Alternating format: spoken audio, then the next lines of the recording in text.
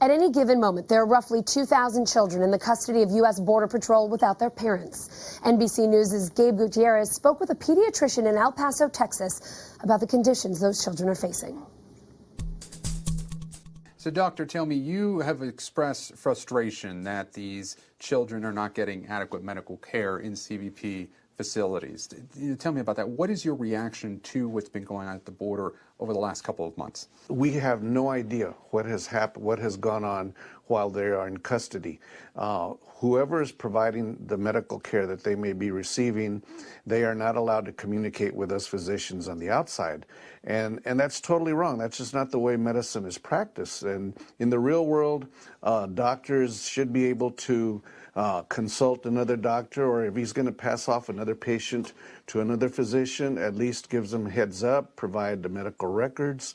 But apparently the reasoning, the rationale that we have no communication with whoever's providing with the medical care within the shelters is because they want to, quote, respect the privacy of the refugee, which to me is just is not right. It's just a crock. It's not right. You treated migrants during the 2014 crisis, correct? Exactly. Compare and contrast, how is this different? In 2014, when we had the initial refugees from Central America that crossed the border, we worked hand in hand with the Border Patrol. The Border Patrol at that time contacted our medical society, contacted an agency that deals with emergencies in the local community, and they asked for our help. And we gathered a group of doctors who were willing to take care of the refugees as they came in.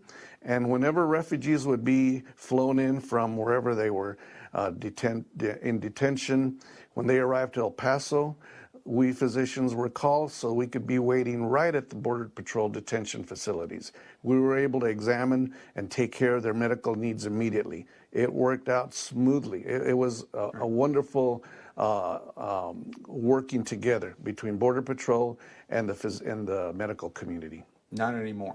No. When we started doing this again in October of this last year, naively, I thought, well, okay, we will approach Border Patrol or whoever is in charge of arranging for providing medical care and tell them we are again available. And we were flatly told, no, thank you, but we don't need your services.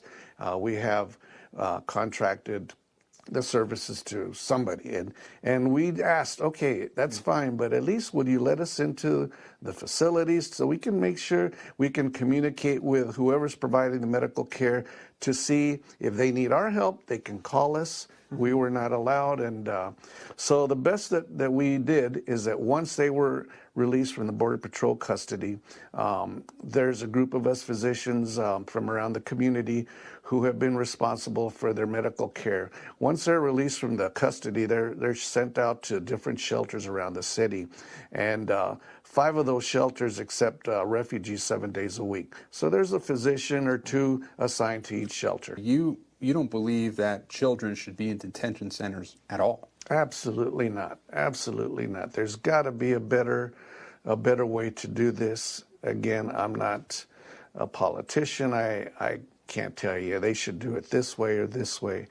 But at the very least, let us do our job as doctors and provide the best medical care to these human beings. They're human beings.